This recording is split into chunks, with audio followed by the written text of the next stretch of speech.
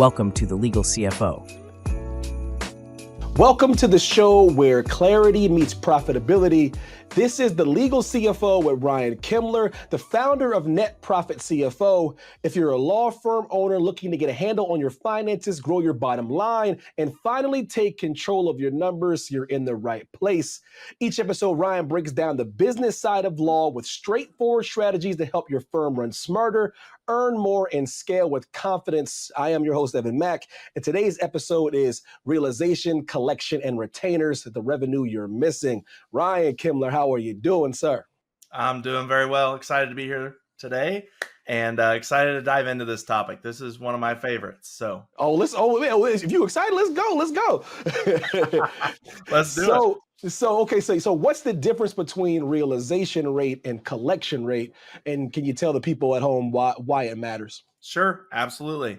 So a realization rate is going to be the hours that you actually get onto your bill.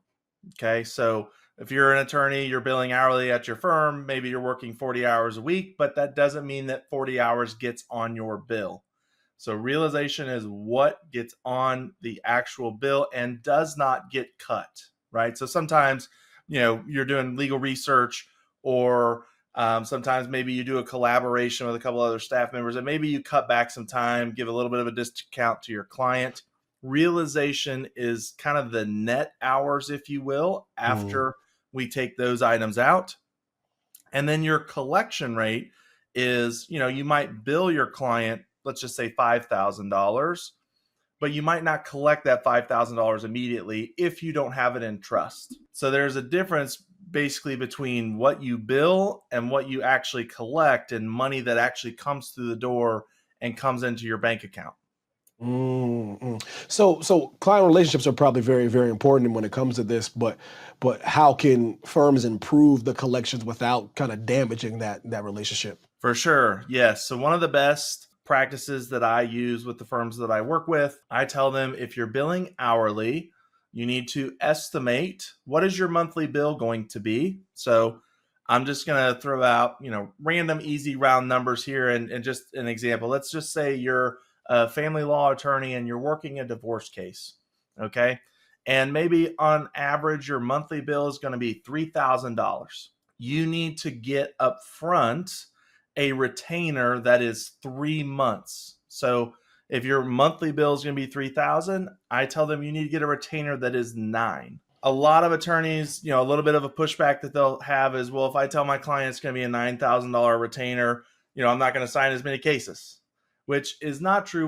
We've got to pivot a little bit in the closing room and really set the expectations for the client and say, look, I'm asking for a $9,000 retainer. The firm down the street might ask you for a $2,000, but just know we're both going to get to the same place.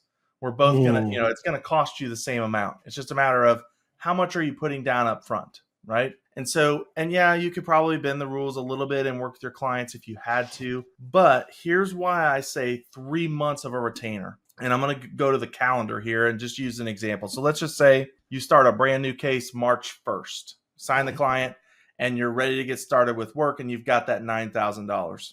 You work the full month of March 1st to April 1st. And then I'm going to give lawyers the benefit of the doubt and say your bill comes out April 1st. I know that that's not true, right? Most of us and most of the firms I work with, they're not getting their bill out the first day of the month. It's just not how it works, right? They've got other things that they're doing, but let's just say, I'll give you the benefit of the doubt, April the 1st, okay? 30-day terms, May the 1st is when it's due. Now your client, for whatever reason, people don't like to pay their lawyer. I think that's a poor choice of a person not to pay, but they don't like to pay their lawyer. So they treat your bill like the mortgage. It might be due on the 1st, but it's not late until it's past the 15th. Okay. Right. That's just how it is. So here we are. We've started a case March 1st. The first bill is due May 1st. And you might not know that you have a deadbeat client until about May 15th or May 20th. So at that point, now don't forget, even though you've issued your first bill on April 1st, you're still going to work the full month of April. You're not going to stop work on the case while you're waiting for a payment, especially if you're in court and going through court proceedings, with the divorce, things like that, right? So from March 1st to May 15th, May 20th-ish, we're 2.5 months into the case, that you've put time on the case, Wow. that you've worked the case, and you maybe, if you're not collecting retainers in this way, if you're not collecting 3-month retainers, maybe you haven't seen a dime from your client. Big risk for you, right? And so if you get in that bad scenario, and if you're a lawyer listening to this, you've probably had those deadbeat clients that haven't paid you. You're protected when you get that 3-month retainer, because you're going to bill that 2.5 months. You're going to take it out of the retainer.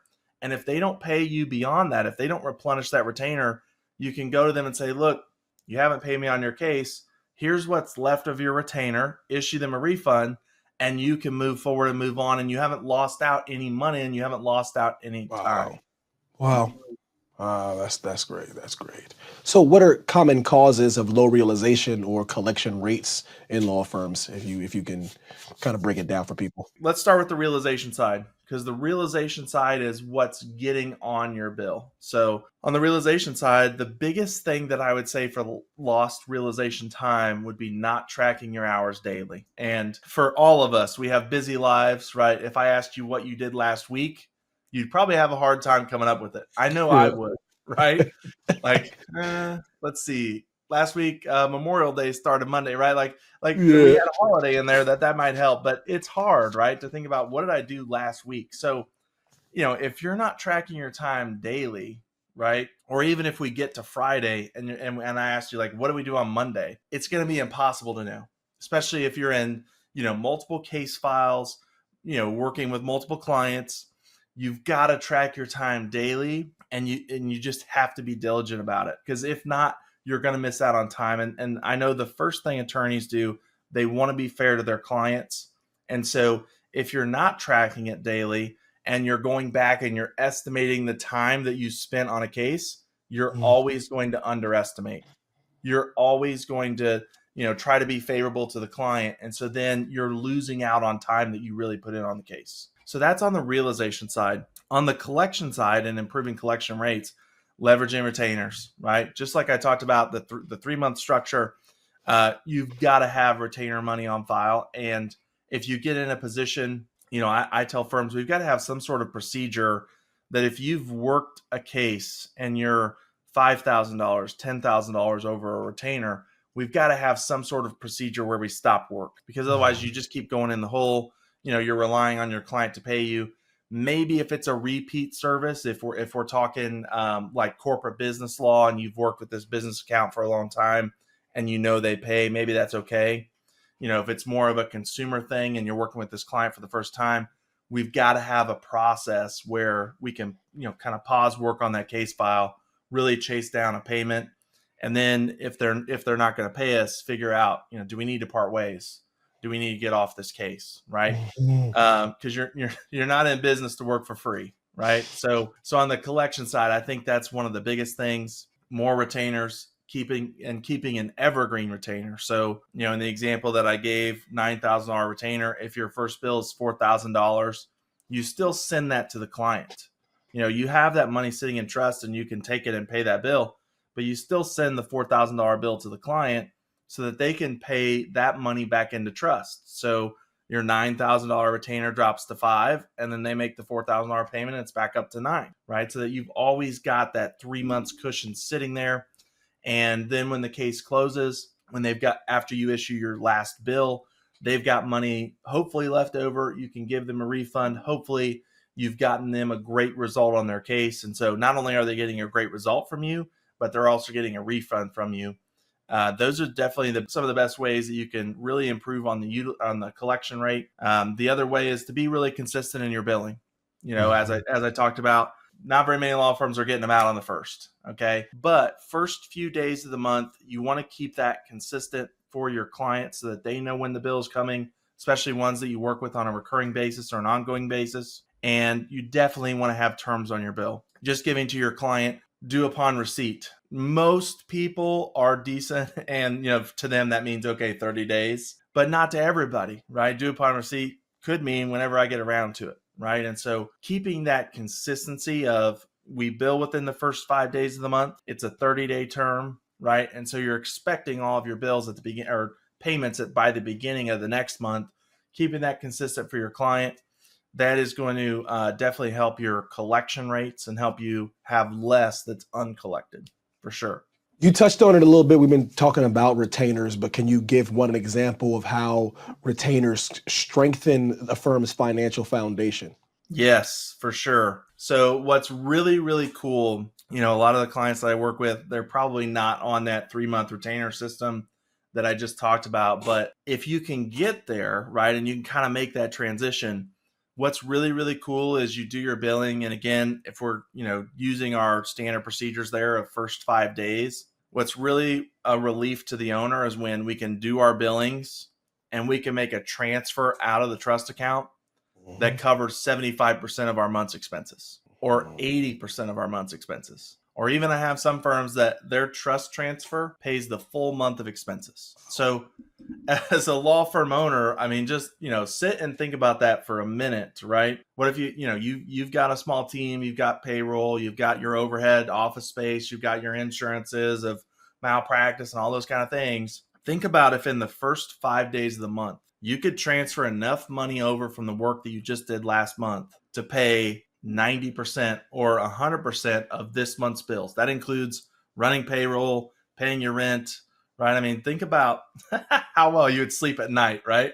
I mean, I know my clients sleep better at night. I know they do, right? And as I work with them and as we put these procedures in place, their trust transfer amounts just continue to grow and grow and grow, right? It's like 50K a month and then 70 and then 100 and then we're up over 100 and we're trending towards 200, right? And it's just, you're more security for your firm when you got that money sitting there. You can transfer it, sleep better at night, way, way, way more security. And it helps you financially because obviously, you've got more money in the bank account to pay bills with. So what advice could you give firms, to monitor retainers for ongoing cases? Is it just something as simple as just being on top of it, or being more organized, or is there something specific they can do to monitor those retainers? I think if you're, a firm kind of in today's modern age, you should have a practice management software. Now, there's a lot of options out there. There's, Clio, Practice Panther, My Case. I think there's Carrot Legal. I mean, there's a lot of practice management softwares out there. I'm a Clio certified expert, but at the end of the day, like, I'm not only tied to Clio, right? There's a lot of practice management softwares out there that do a good job. You just have to have something that you're comfortable working in and your staff is comfortable working in and you can learn. But that in that practice management software, kind of the procedure that I recommend is every time before you start working a new case, you should be at your desk.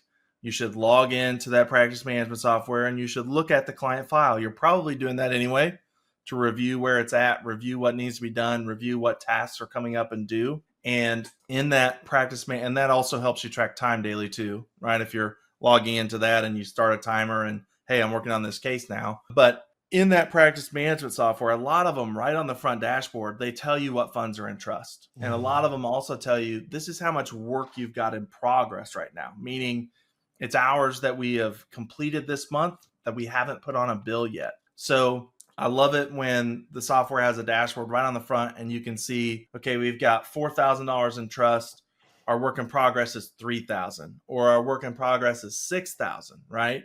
That's definitely the best way that you can log in and track per client where you're at and get a good picture of where things are. Do we have enough money in trust? Do I need to go to my billing manager or office manager and tell them, hey, we need an additional payment from this client? I mean, really watching those kind of things, that's the best way to do it. Have a dashboard like that, have it tell you, and then just follow up when you need more money. That's going to be your best practice. Amazing. So what systems or maybe even tools would you recommend to maybe boost realization and collection rates? Yeah, for sure. Some sort of timer. That's the number one thing is Yeah. somewhere on your computer. Now that could be in your CRM. I like it to be in your CRM. A lot of those systems, you can log in, you can click in the upper corner, like start timer. You're Right. working the case. You let that timer run, let it run, and then stop timer, right? And then it asks you, where should this time go, right? And then you can put right on, here's the case, here's what I just did, and here's the date, right, etc. That, like, And you can even pause that timer usually too, right? So if someone comes in, phone call comes in, you got to go to the bathroom, whatever, that is going to be your most efficient way, best way to track time, boost that realization rate, making sure you're getting time on those bills. That's going to be the best way, is having some sort of timer module. If you don't have a CRM, I wouldn't recommend using your phone because there's a lot of distractions on your phone. I would recommend getting some sort of timer app on your computer so you can get that started, get that going, start, stop, pause, things like that. That's going to be the best way to increase that realization rate. So let's talk about maybe leaks, revenue leaks. What's the biggest one that you see when reviewing a law firm's financials? So I would say everything that we've talked about so far, if you're not collecting a big enough retainer, or if you're working over that retainer, you can run into collection problems where you have a real problem collecting from your clients, collecting the money from them. And that's obviously going to impact your revenue that you have in your business. And where that really, really hurts is, you've paid your staff to do the work. So there's been money out the door. There's been payroll dollars that went out the door. There's been dollars for their malpractice insurance that's went out the door, right? You've paid for your staff to do the work. And then if you're not collecting, that's really going to hurt you on the revenue side, right? And then on the other side, so that's kind of external, I would say, right, with your customer. Internally, if you've got staff on hand that aren't using timers, that aren't tracking time daily, that their realization rate is not strong, you're losing time and efficiency internally with your staff. My best practices for me, I always like to put it on the partners or the owners. Look, for a while people really start tracking their full time, while people really start using timers, it's going to be your responsibility to review the bills. You can look at it and know, well, this is how long it should have taken them, right? Because you're going to have some staff inefficiencies, especially if you've got younger lawyers that are less experienced.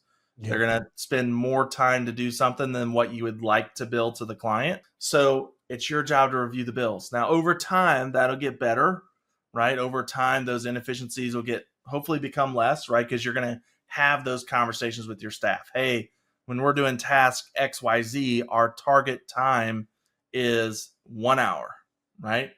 So that's going to get better over time, but definitely to start with, you want to be hands-on. You want to review those bills, and that's going to help your staff be super, super efficient and improve their realization so that they can be efficient for the business, capturing most of their hours and getting the business a better return on what you're paying them salary-wise and payroll-wise.